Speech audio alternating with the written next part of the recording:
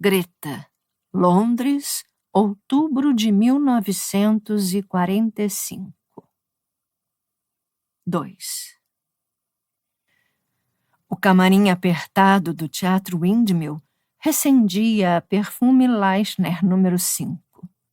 Não havia espelhos suficientes, por isso as garotas se empurravam em busca de espaço a fim de passar batom, ajeitar o cabelo em ondas perfeitas no alto da cabeça e fixar os complexos penteados com borrifadas de água com açúcar. O lado bom de estarmos seminuas é que não temos que nos preocupar com meias calças desfiadas, disse uma morena atraente, checando sua imagem no espelho e ajeitando habilmente os seios para obter um efeito melhor no decote cavado do traje de lantejoulas. Mas o sabão carbólico não deixa a pele exatamente com frescor de margarida depois de esfregar o rosto para tirar a maquiagem, não é, Doris? Retrucou outra garota. Houve uma batida firme à porta e um rapaz espiou o interior do camarim com aparente indiferença em relação aos corpos em trajes mínimos diante de seus olhos. 5 minutos, senhoras! Gritou antes de se retirar. Ora que seja! Disse Doris, levantando-se. Mais uma rebolada, mais um xelim. Só dou graças por não haver mais bombardeios aéreos. Tava um frio desgraçado ficar sentada naquela droga de subsolo com pouco mais que a roupa de baixo. Vamos lá, meninas! Vamos dar à nossa plateia alguma coisa com o que sonhar. Greta Simpson nunca se atrasava, mas nesse dia havia dormido demais, até depois das 10, mesmo tendo que estar no teatro às 11 horas. Valera a pena correr os 800 metros até o ponto de ônibus, pensou ela com ar sonhador, olhando-se no espelho. A noite anterior com Max, dançando madrugada adentro e passeando de mãos dadas pelos jardins do Embankment enquanto o sol nascia sobre Londres, fizera tudo valer a pena. Greta suspirou ao se lembrar de seus beijos apaixonados. Fazia 4 semanas que ela o conhecera na Boate Feldmans. Em geral, Greta ficava cansada demais depois de se apresentar em 5 espetáculos no Windmill, mas Doris implorou para que ela a acompanhasse em seu aniversário de 21 anos. As duas eram completos opostos. Greta era calada e reservada. Doris era insolente e apimentada, com seu espalhafatoso sotaque do leste de Londres. Ainda assim, eram amigas, e Greta não quisera decepcioná-la. A dupla se dera o luxo de pegar um táxi para percorrer a curta distância até a Oxford Street. A Feldmans, a casa de jazz mais popular da cidade, estava abarrotada de militares ingleses e norte-americanos, além da nata da sociedade londrina. Doris arranjou uma mesa de canto e pediu um coquetel de gin com vermute doce para cada uma. Greta deu uma espiada em volta e pensou em como o clima de Londres tinha mudado desde o dia da vitória na Europa apenas 5 meses antes. O sentimento de euforia permeava o ar. Um novo governo trabalhista fora eleito em julho, capitaneado por Clement Attlee. Seu lema resumia as novas esperanças do povo britânico. Enfrentemos o futuro. Greta se sentiu zonza de repente ao tomar um gole do coquetel e absorver o clima da boate. Após 6 longos anos, a guerra havia terminado. Ela sorriu. Era jovem e bonita, e o momento era de animação e recomeços. E Deus sabe quanto uma dessas coisas lhe faria bem. Olhando em volta, reparou em um rapaz bonito parado no bar com um grupo de soldados norte-americanos. Greta fez um comentário sobre ele para a Doris. E deve ser bom de cama. Todos os Yankees são. Brincou Doris, captando a atenção de um dos homens do grupo e lhe dando um sorriso atrevido. Não era segredo que Doris era liberal em seus afetos. 5 minutos depois, um garçom chegou à mesa delas com uma garrafa de champanhe. Com os cumprimentos dos cavalheiros ali no bar. É fácil quando a gente sabe o caminho, querida. Cochichou Doris para Greta enquanto o garçom servia o champanhe.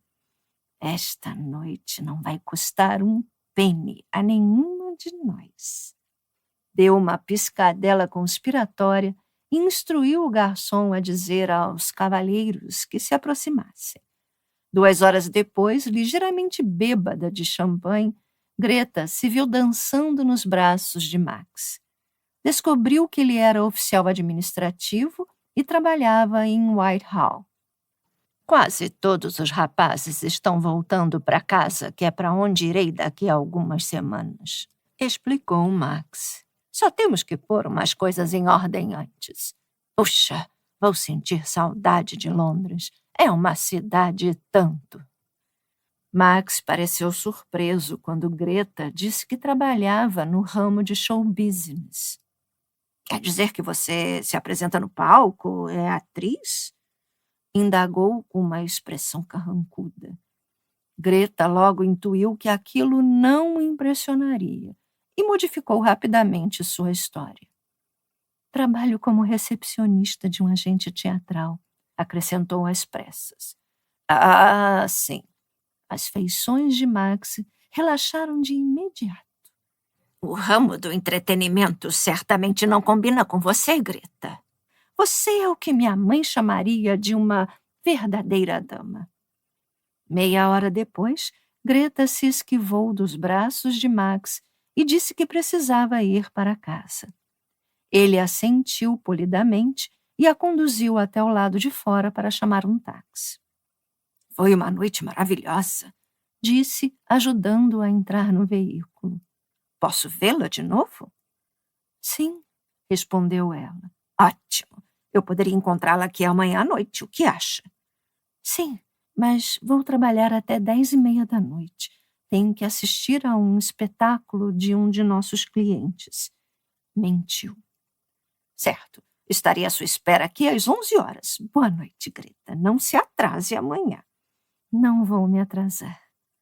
Enquanto o táxi a levava para casa, Greta sentiu uma mescla de emoções conflitantes. Seu lado racional lhe dizia que seria uma tolice começar um relacionamento com um homem que só passaria mais algumas semanas em Londres. Mas Max parecia um cavalheiro, e isso era um contraste muito agradável com a plateia masculina, quase sempre turbulenta, que frequentava Windmill.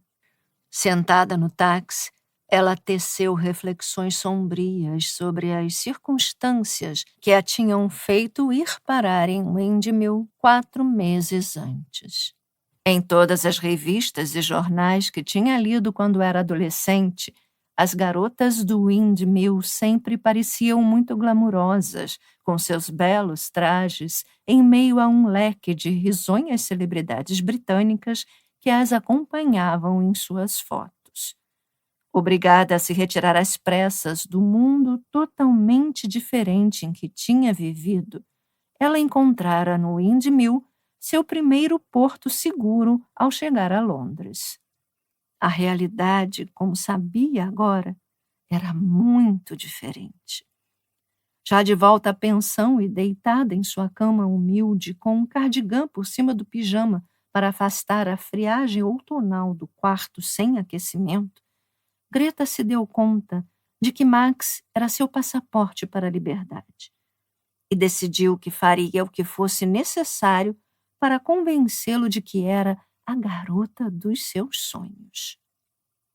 Como planejado, Max e Greta se encontraram na boate Feldmans na noite seguinte e, a partir de então, se viram em quase todas as outras noites. Apesar das advertências de Doris sobre os Yankees só pensarem em sexo, Max sempre se portava como um perfeito cavalheiro. Dias antes, levara Greta a um jantar dançante no Savoy. Sentada à mesa do grandioso salão de dança, ouvindo Roberto Inglês e sua orquestra, ela concluiu que adorava ser levada a restaurantes de luxo por seu belo e rico oficial norte-americano, e foi aprendendo a amá-lo. Ao longo das conversas, Greta começou a perceber que Max tinha levado uma vida muito privilegiada, mas um tanto protegida até chegar a Londres. Ele contou que nascera na Carolina do Sul, filho único de pais abastados e que morava nos arredores da cidade de Charleston. Greta abafou um arquejo quando ele mostrou uma fotografia da elegante mansão de colunas brancas onde sua família morava.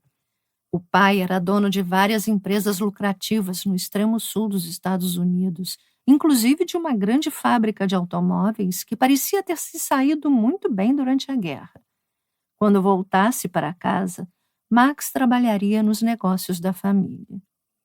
Pelas flores, pelos presentes e pelas refeições dispendiosas, Greta sabia que Max tinha dinheiro de sobra.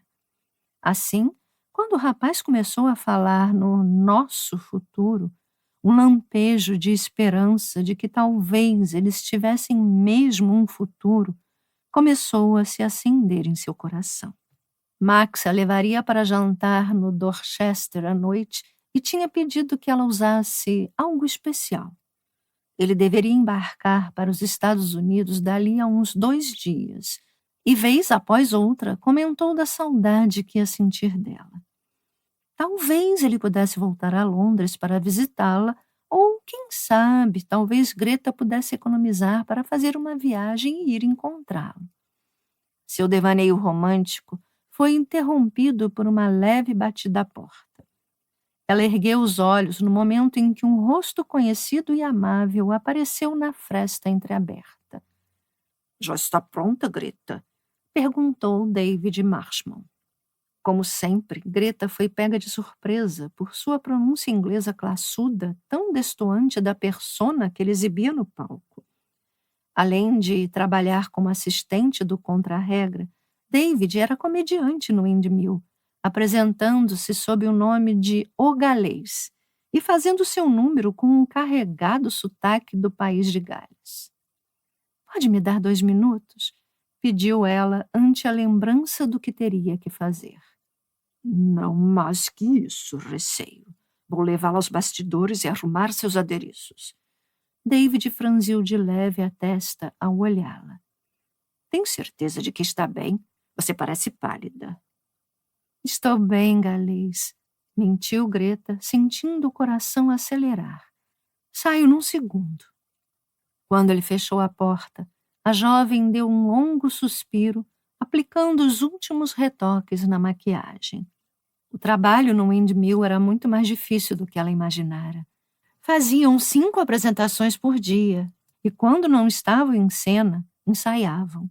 Todas sabiam que a maioria dos homens na plateia não ia ver os comediantes nem os outros números do espetáculo de variedades, mas só ficar de queixo caído diante das belíssimas garotas que desfilavam pelo palco em trajes reveladores. Greta fez uma careta e deu uma olhadela cheia de culpa para seu casaco vermelho cereja de corte impecável, pendurado num gancho ao lado da porta. Não conseguira resistir a ele num desvario dispendioso de compras, na ânsia de ter a melhor aparência possível para Max.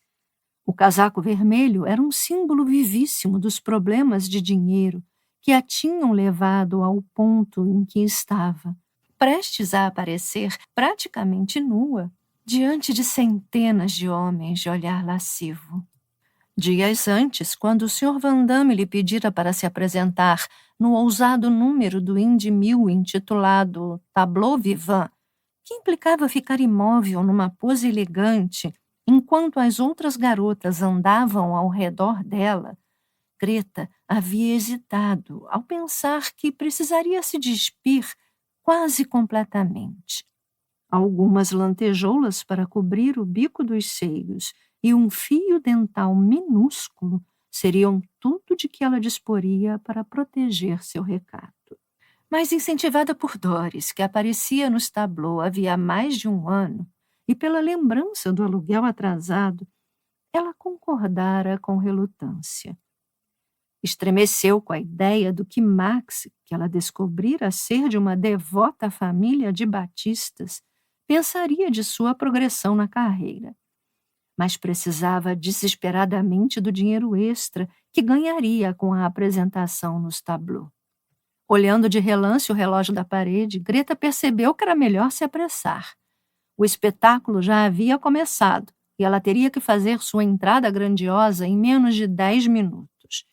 Abriu a gaveta da penteadeira e tomou um gole apressado do frasco de bebida que Doris guardava ali, torcendo para que a confiança trazida pelo álcool a ajudasse a prosseguir com seu número até o fim. Houve outra batida à porta. Detesto apressá-la, mas está na hora, chamou David do outro lado. Com uma última olhadela no espelho, Greta saiu para a penumbra do corredor, apertando protetoramente o roupão junto ao corpo. Ao ver sua expressão apreensiva, David se aproximou e com delicadeza segurou as mãos dela. Sei que você está nervosa, Greta, mas tudo vai ficar bem. É mesmo. É só imaginar que você é modelo de um pintor num ateliê em Paris posando para um belo quadro. Eu soube que lá elas tiram a roupa num piscar de olhos, brincou, tentando animar Greta. Obrigada. Não sei o que eu faria sem você. Deu-lhe um sorriso agradecido e deixou que ele a conduzisse pelo corredor até o palco. Passadas 7 horas e 3 apresentações, Greta estava de volta ao camarim. Seu tableau vivant fora um sucesso estrondoso e, graças à orientação de David, ela conseguira vencer seus temores e manter a cabeça erguida sob as luzes brilhantes. Bem, o pior já passou. A primeira vez é sempre mais difícil, disse Doris com uma piscadela. As duas estavam sentadas lado a lado, Greta retirando a maquiagem e Doris retocando a dela nos preparativos para o espetáculo noturno. Agora é só se concentrar e ficar linda esta noite. A que horas vai se encontrar com seu americano? Perguntou Doris. Às 8 no Dorchester. Uau! Isso é que é vida de luxo! Doris sorriu para Greta pelo espelho antes de se levantar e pegar o enfeite de plumas da cabeça. Bem, vou para a ribalta mais uma vez enquanto você saracoteia feito a Cinderela com seu belo príncipe. Deu-lhe um apertão no ombro e acrescentou. Divirta-se, querida. Obrigada, disse Greta, enquanto Doris se retirava do camarim. Greta sabia que dera sorte ao conseguir a noite de folga. Tivera que prometer ao Sr. Van Damme que faria hora extra na semana seguinte. Num estado de acentuada empolgação, pôs o novo vestido que havia comprado com uns xilins a mais que a recente promoção lhe trouxera e tornou a se maquiar cuidadosamente antes de vestir o belo casaco vermelho e disparar para fora do teatro. Max a esperava no saguão do Dorchester. Você está linda demais. Devo ser o sujeito mais sortudo de Londres. Ele lhe ofereceu o braço e os dois se encaminharam lentamente para o restaurante. Só depois de terminarem a sobremesa foi que Max fez a pergunta que ela ansiara ouvir de seus lábios. Você quer se casar comigo? Ah, Max, faz tão pouco tempo que nos conhecemos. Tem certeza de que deseja isso? Sim, sei o que é amor quando o sinto. Para você será uma vida diferente em Charleston, mas será boa. Nunca lhe faltará nada, eu juro. Por favor, Greta, diga que sim. Eu passarei o resto da minha vida me empenhando ao máximo em fazê-la feliz. Greta olhou para o belo e sincero rosto de Max e deu a resposta que ambos queriam ouvir. Sinto muito por ainda não ter um anel, acrescentou ele, segurando ternamente a mão esquerda de Greta. Mas quero que use o anel de noivado que foi da minha avó quando chegarmos aos Estados Unidos. Greta retribuiu o sorriso, extasiada. Tudo que importa é ficarmos juntos. Durante o café, eles discutiram os planos para o futuro. Max embarcaria dali a 2 dias e Greta o seguiria assim que tivesse pedido demissão e embalado seus poucos pertences. Mais tarde, na pista de dança, zonzo de romance e euforia, Max a puxou para mais perto. Greta, eu vou entender se for impróprio, mas como acabamos de ficar noivos e nos resta tão pouco tempo antes do meu embarque, você viria comigo para o hotel? Juro que não vou comprometê-la, mas pelo menos poderemos conversar com privacidade. Greta percebeu que ele enrubecia. Pelo que já haviam conversado, ela supôs que ele ainda fosse virgem. Já que ia ser seu marido, com certeza um beijo e umas carícias não fariam mal, não é? Mais tarde, em seu hotel em St. James, Max a tomou nos braços e começou a beijá-la. Greta sentiu a excitação crescente do rapaz e a sua também. Posso?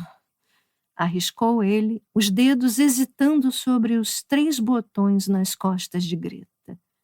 Ela pensou que horas antes havia aparecido quase nua diante de homens que nem sequer conhecia.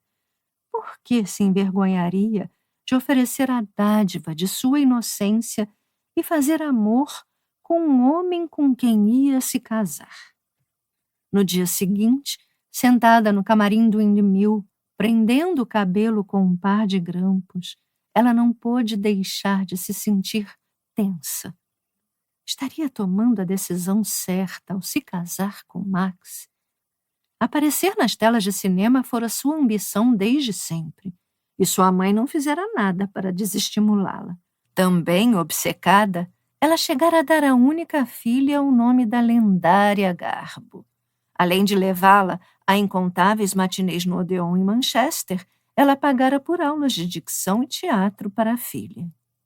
Mas, sem dúvida, ponderou Greta, se seu destino fosse uma carreira cinematográfica, alguém já a teria descoberto a essa altura, não? Viviam aparecendo diretores no teatro para dar uma olhada nas famosas garotas do Windmill. Nos 4 meses de Greta no teatro, 2 de suas amigas tinham sido levadas para se tornarem estrelas iniciantes nos estúdios Rank. Todas viviam a esperança do dia em que alguém bateria à porta do camarim e transmitiria a mensagem de que um cavalheiro de um estúdio de cinema gostaria de dar uma palavrinha. Greta balançou a cabeça e se preparou para deixar o camarim. Como poderia pensar em não se casar com Max?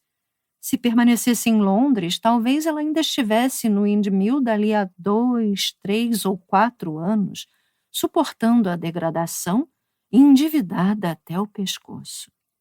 Com tantos rapazes mortos na guerra, ela sabia que tivera sorte ao encontrar um homem que parecia amá-la e que, pelo que tinha dito, também poderia lhe dar uma vida de segurança e conforto.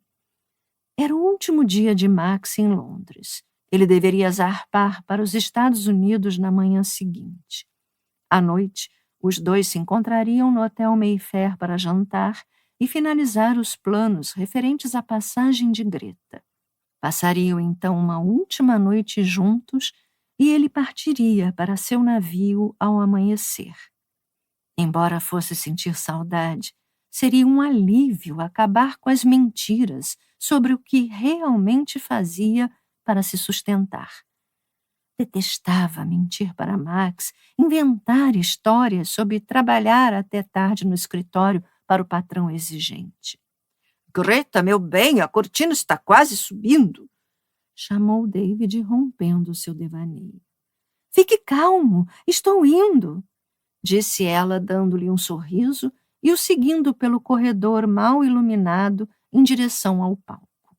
Estive pensando, Greta, se você gostaria de tomar um drink depois do espetáculo, murmurou David parado atrás dela nos bastidores.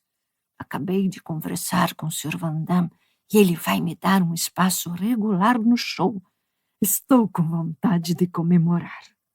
Ah, que notícia maravilhosa! Exclamou Greta, sinceramente emocionada por ele. Você merece. Tem talento de verdade, acrescentou, esticando-se na ponta dos pés para abraçá-lo. Com quase 1,85 m, o cabelo louro desgrenhado e alegres olhos verdes, David sempre lhe parecera atraente, e Greta desconfiava que o rapaz tinha uma queda por ela. Às vezes saíam juntos para comer alguma coisa e ele ensaiava novas piadas com ela para o seu número como o galês. Greta se sentiu ligeiramente culpada por ainda não ter contado para ele que ficara noiva. Obrigado. E que tal o drink? Desculpe, hoje não posso. Então, talvez na semana que vem? Sim, na semana que vem. Greta, é a nossa vez, chamou Doris. Desculpe, tenho que ir. David a viu desaparecer em direção ao palco e deu um suspiro. Os dois haviam compartilhado algumas ótimas noites. Porém, justo quando ele começava a achar que talvez a moça retribuísse seus sentimentos, Greta dera para desmarcar os encontros. David sabia por quê. Ela vinha saindo com um rico oficial norte-americano. E como um comediante mal remunerado, decidido a introduzir sua forma de riso num mundo que tivera tão pouco disso nos anos anteriores, poderia ter alguma chance de competir com um belo norte-americano de farda? David deu de ombros. Depois que esse Yankee fosse embora... Bem, ele ia esperar com paciência. Max Lander se sentou e, constrangido, correu os olhos pela plateia ruidosa e totalmente masculina. Não queria estar ali, mas os rapazes de seu escritório em Whitehall, decididos a celebrar a última noite que passariam em Londres e já um pouco bêbados, tinham insistido e afirmavam que o show do Windmill era algo que não deveriam perder. Max não deu ouvidos aos comediantes nem aos cantores. Em vez disso, ficou contando os minutos até poder fugir dali para ir ao encontro da sua querida garota, a sua Greta, um pouco mais tarde. Seria difícil para ela vê-lo partir na manhã seguinte, e, é claro, ele teria de preparar o terreno com seus pais, que queriam que ele se casasse com Anna May, sua namorada de escola em sua terra natal. Ele era apenas um garoto ao partir, mas agora era um homem, e um homem apaixonado. Além disso, Greta era uma verdadeira dama inglesa, e ele estava certo de que o charme dela os conquistaria. Mal levantou os olhos quando soaram os aplausos e a cortina desceu. Ei! Seu amigo Bart lhe deu um leve soco no braço e Max se sobressaltou. Você tem que ver o próximo ato. Foi para isso que viemos, acrescentou, desenhando com as mãos as formas de um corpo feminino. Parece que a coisa é quente mesmo, cara. Max assentiu. Tá, Bart. A cortina tornou a subir entre aplausos estrondosos e o som de assobios agudos. Max ergueu o olhar para as moças praticamente nuas no palco à sua frente. Que tipo de mulher faria uma coisa dessas? Perguntou-se. Em sua opinião, eram pouco melhores que prostitutas. Ei, elas não são fantásticas? Exclamou Bart, os olhos brilhando de desejo. Olhe para aquela garota do meio. Caramba! Quase não tem uma peça de roupa, mas que sorrisinho bonito. Max olhou para a moça, que se mantinha tão imóvel que era quase como se fosse uma estátua. Era um pouquinho parecida com... Ele se inclinou para a frente e a olhou de novo. Meu Deus do céu! Exclamou entre dentes, o coração batendo acelerado, enquanto examinava os grandes olhos azuis que miravam a distância acima da plateia, a boca delicada e a densa cabeleira loura, presa no alto da cabeça. Max mal suportou olhar para os conhecidos seios fartos com seus bicos levantados que meia dúzia de lantejoulas quase não escondiam, ou para a curva suave e sedutora da barriga que descia até as partes mais íntimas. Sem sombra de dúvida, era sua Greta. Max se virou e viu Bart contemplando com ar faminto o corpo de sua noiva. Percebeu que ia vomitar. Levantou-se e saiu às pressas da plateia. Greta tirou o terceiro cigarro da cigarreira de prata que Max lhe dera e o acendeu, consultando o relógio pela enésima vez. Ele estava mais de 1 hora atrasado. Onde diabo se metera? O garçom continuou a lhe lançar olhares suspeitos ao vê-la sentada sozinha a uma mesa do bar. Greta sabia exatamente o que ele estava pensando. Terminou o cigarro e o apagou, tornando-o a consultar o relógio. Se Max não aparecesse até meia-noite, ela iria para casa e o esperaria lá. O rapaz sabia onde ela morava. Já a havia buscado em 2 ocasiões na pensão, e Greta tinha certeza de que ele lhe daria uma boa razão para não ter aparecido. A meia-noite chegou e se foi, o bar se esvaziou. Greta se levantou devagar e também foi embora. Ao chegar em casa, decepcionou-se por não ver Max esperando do lado de fora. Entrou, seguiu para o pequeno fogão e pôs água para ferver na chaleira. Não entre em pânico, disse a si mesma, mexendo na xícara uma quantidade minúscula do precioso café solúvel que Max lhe dera. Ele vai aparecer. Sentou-se na beirada da cama, sobressaltando-se a cada ruído de passos diante da casa, torcendo para que se detivessem e subissem os degraus da entrada. Não queria mudar de roupa nem tirar a maquiagem para o caso de a campainha tocar. Por fim, às 3 horas da manhã, tremendo de frio e medo, deitou-se na cama, sentindo as lágrimas brotarem ao fitar o papel de parede úmido e descascado. O pânico crescia. Não fazia ideia de como entrar em contato com Max. Seu navio ia partir de Southampton e Greta sabia que ele tinha de se apresentar lá às 10 horas da manhã. E se não a procurasse antes disso?